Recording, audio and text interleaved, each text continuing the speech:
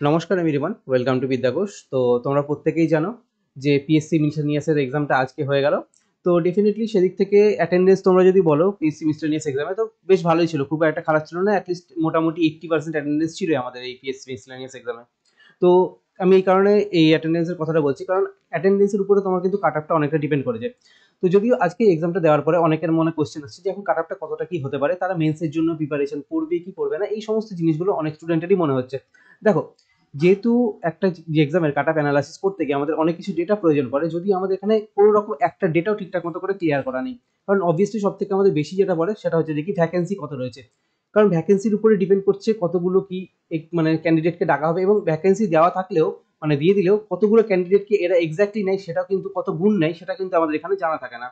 তো ডেফিনেটলি এতগুলো জিনিস যখন জানা থাকছে না, তারপরে কিন্তু কাট অফ প্রেডিকশন করাটা সত্যি ইম্পসিবল ব্যাপার একটা। বাট স্টিল অনেক স্টুডেন্টের মন হবে হয়তো যে তারা এখন একটা মোটামুটি হয়তো কেউ 110-এ রয়েছে, কারো রেঞ্জ হয়তো 120-তে রয়েছে। মোটামুটি তাদের এরকম মানে অনেক জায়গাতে হয়তো তারা অ্যানালাইসিস দেখেছো, এবং দেখার পরেও হয়তো বেশ কিছু ডিসপিউটেড কোশ্চেন থাকার পরে তোমাদের হয়তো নাম্বারটা মনে হচ্ছে এখন এইসব রেঞ্জে আছে। তো তোমরা এখন এই এক্সামের জন্য প্রিপারেশন করবে কি করবে না, এই সমস্ত জিনিসগুলো তোমাদের মনে হতে পারে। তো ডেফিনেটলি আমি তোমাদের এখান থেকে একটা জিনিসই বলবো যে কাট অফটা কেমন কি হতে পারে না হতে পারে, সেই জিনিসগুলো নিয়ে একটু আলোচনা করবো। বাট তার আগে আমি তোমাদের বলে দিলাম যে আমাদের কাট অফটা কোথায় কোথায় মানে কিসের কিসের উপর ডিপেন্ড করতে পারে। একটা হচ্ছে আমাদের ভ্যাকেন্সির উপর ডিপেন্ড করতে পারে, এখানে আমাদের কত ভ্যাকেন্সি থাকছে, 700, 800, 900, 1000, কত কি থাকছে কিছু বলতে পারছি না, ঠিক আছে। আর ভ্যাকেন্সি দেওয়া থাকলেও এরা কত গুণ ক্যান্ডিডেটকে ডাকবে, সেই জিনিসটা আমাদের এখানে জানা নেই, যে এরা 10 গুণ ডাকছে না 5 গুণ ডাকছে নাকি 20 গুণ ডাকছে, কতটা কি ডাকছে সেই জিনিসটা আমাদের কিন্তু একদমই জানা নেই।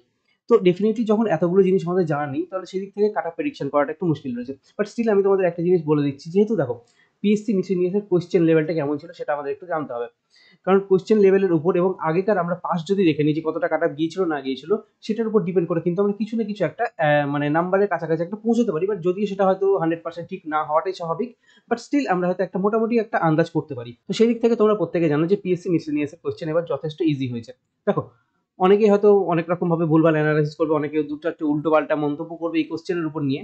বাট পিএসসি মিসেলিনিয়াস এই যে বোর্ডটা রয়েছে, এই বোর্ড থেকে তাদের মনে হয়েছে যে কি এরকম কোশ্চেন করা ঠিক ছিল, বাট করেছে। বাট বেশ কিছু জিনিস আমি তোমাদের এখানে একটা জিনিস ক্লিয়ার করতে বলবো, এখানে আমাদের বেশ কিছু কিন্তু ডিসপিউটেড কোশ্চেন রয়েছে।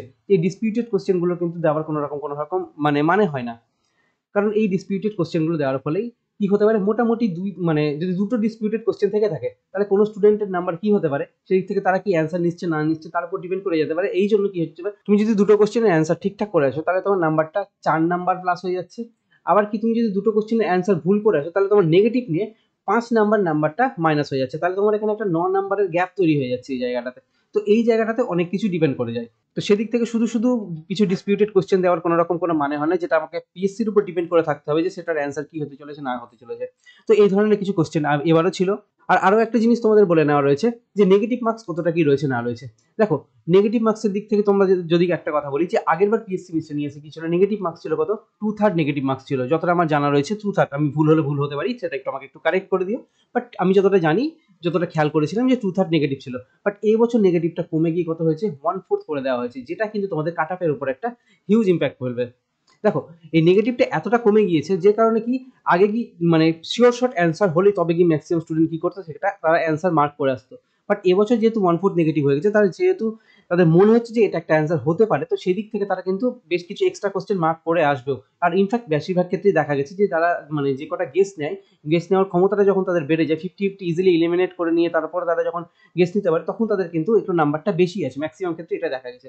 যেহেতু তোমাদের নেগেটিভটা কম, তাহলে তোমাদের নাম্বার একটু নেগেটিভ কম হবে, তারপরে তোমার নাম্বারটা এমনিতেই বাড়বে। তো সেদিক থেকে আমি একটা জিনিস বলতে পারি, এবছর কাট অফটা তোমাদের আগের বছরের থেকে বেশ কিছুটা বেশি যাবে। দেখো, যে লেভেলে ইজি কোশ্চেন হয়েছিল, যারা সিরিয়াস স্টুডেন্ট রয়েছে, যারা সিরিয়াসলি প্রিপারেশন করেছো ভালো মতো করে পিএসসি মিসেলিনিয়াসের জন্য, দেখো আগের বারের মতো তোমাদের যদি এখানে ক্যান্ডিডেটকে ডাকা হয়, তাহলে সেদিক থেকে আমার মনে হচ্ছে যে তোমাদের এইখানে কাট অফটা 135 প্লাস যেতে পারে। দেখো, এবার 135 প্লাসটা শুনে হয়তো অনেকে ঘাবড়ে যাবে যে এতটা বেশি কাট অফ কেন যাচ্ছে। কারণ আমি তোমাদের কি বলছি যে কি অনেকটা জিনিস কি ডিপেন্ড করছে, ভ্যাকেন্সির উপরে ডিপেন্ড করছে, ক্যান্ডিডেট কত গুণ ডাকছে সেটার উপরে ডিপেন্ড করছে। তো না আমি ভ্যাকেন্সির ব্যাপারে কিছু জানি, কারণ কোনো কিছু এরা মানে এখন অব্দি বলে দেয়নি যে ভ্যাকেন্সি কতটা কি থাকছে না থাকছে, কত গুণ ক্যান্ডিডেটকে এরা ডাকবে না ডাকবে, কোনো কিছুকে এরা মানে ঠিকঠাক মতো করে বলে দেয়নি। তো সেই দিক থেকে আমাকে এটা ধরে নিয়ে চলতে হচ্ছে যে আগের মতো যদি আগের বারের মতো ভ্যাকেন্সি থাকে বা কিছুটা একটু যদি ভ্যাকেন্সি বাড়ে, তার ফলে তোমাদের কাট অফটা এতটা বেশি যেতে চলেছে। কারণ আমি তোমাদের কি বললাম, নেগেটিভ মার্কসের একটা ব্যাপার বললাম এবং কোশ্চেন ইজি হওয়ার একটা ব্যাপার বললাম। তো স্বাভাবিকভাবে তোমাদের এখানে 135 প্লাস কাট অফ যেতে চলেছে। হয়তো এটা হতে পারে, ইনফ্যাক্ট আমি মানে ভুলও হতে পারে এই দিকটা থেকে, বাট স্টিল আমার যেটা মনে হলো সেটা বললাম। বাট দেখো, একটা জিনিস এখানে বিবেচনা করে দেখার রয়েছে, যেহেতু আমি তোমাদের কি বললাম, এখানে ডিসপিউটেড কিছু কোশ্চেন ছিল, সেগুলোর উপরে কাট অফটা কিন্তু অনেকটা কিছু ডিপেন্ড করে যাবে। সেদিক থেকে তুমি এখানে প্লাস মাইনাস 5 ধরে রাখো, হয়তো তোমার এখানে 130 থাকছে বা 140 থাকছে, তো মোটামুটি কাট অফটা তোমাদের হয়তো এই রেঞ্জের মধ্যেই থাকতে পারে।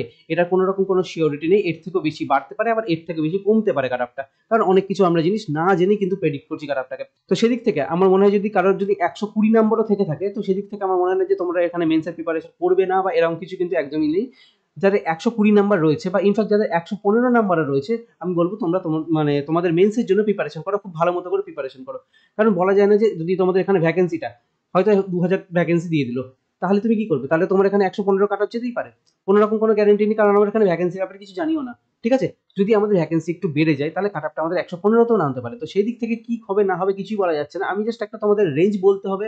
সেই কারণে আমি অনেক কিছু জিনিসকে আগের মতো করে পুরোপুরি প্রেডিক্ট করে নিয়ে আমি তোমাদের বললাম যে 135 কাটাতে। বাট যাদের 120 বা 115 নাম্বার থাকছে, আমি ডেফিনেটলি তোমাদেরকে বলবো তো তোমরা মেন্সের জন্য প্রিপারেশন করো, কারণ আমাদের বেশ কিছু কোশ্চেন ডিসপিউটেড কোশ্চেন ছিল, সেখান থেকে তোমাদের দেখা গেল যে 10 নাম্বার হয়তো এখানেই তোমাদের বেড়ে গেল, এটাও হতে পারে। তো সেই দিক থেকে তোমাদের অত বেশি হতাশ হওয়ার কোনো রকম কোনো মানে নেই। তোমরা 115 থাকলে তোমরা প্রিপারেশন শুরু করতে পারো মেন্সের জন্য। সো যাদের 130-এর মতো থাকছে তারা 100% শিওর শট এক্সামের জন্য প্রিপারেশন করো। ইনফ্যাক্ট যাদের 115 থাকছে, আমি তাদেরকে বলবো যে তোমরা এক্সামের জন্য মানে মেন্সের জন্য আরামসে প্রিপারেশন করতে পারো। বাই চান্স তোমাদের যদি নাও হয়, তাহলে তোমাদের এই প্রিপারেশনটা দেখবে যে ক্লার্কশিপ বা অন্যান্য এক্সামে গিয়ে ঠিক মেন্সের টাইমে কাজে লেগে যাচ্ছে। ডেফিনেটলি যে 115 তুলে নিয়ে আসতে পারছো, তার প্রিপারেশন কোনো রকম ভাবে খারাপ নেই, যথেষ্ট ভালো রকম ভাবে তারা পড়াশোনা করেছে বলে তারা আজকে 115 নাম্বারটা অ্যাটলিস্ট তুলে নিয়ে আসতে পারছে। তো যেটা তোমাদের অন্যান্য এক্সামের ক্ষেত্রে কাজে লেগে যাবে। তো ডেফিনেটলি আমি তোমাদের বলবো কোনো রকম ভাবে প্রিপারেশন ছাড়ার কোনো রকম কোনো মানে হয় না। ডেফিনেটলি তোমরা আস্তে আস্তে মেন্সের জন্য প্রিপারেশন নিতে পারো। ইনফ্যাক্ট আগামী দিনে ক্লার্কশিপের এক্সাম আসছে, তো ক্লার্কশিপের জন্য আমি লাস্ট 2 মাসে তোমাদের কিরকম কিভাবে পড়তে হবে না পড়তে হবে সেই রিলেটেড আমি ভিডিও দিয়েছি, কিভাবে তোমাদের পড়াশোনা করা উচিত লাস্ট 2 মাসে। পিএসসি ক্লার্কশিপের জিকের উপরে আমাদের নেক্সট ভিডিও আসতে চলেছে, তোমাদের জিকের উপরে দি মোস্ট ইম্পর্টেন্ট টপিক কি হতে চলেছে সেটার উপরে, যেন তোমরা এখন থেকে এই মোস্ট ইম্পর্টেন্ট টপিকগুলো জেনে নিয়ে তারপর তোমরা ঠিকঠাক মতো করে প্রিপারেশন করতে পারো, যেহেতু তোমাদের হাতে মাত্র আর 2 মাস সময় পড়ে রয়েছে। তো অবশ্যই চ্যানেলটা সাবস্ক্রাইব করে সঙ্গে থেকো, আর ভিডিওটা ভালো লাগলে লাইক করে দেখা হচ্ছে আমাদের নেক্সট ভিডিওতে। Thank you.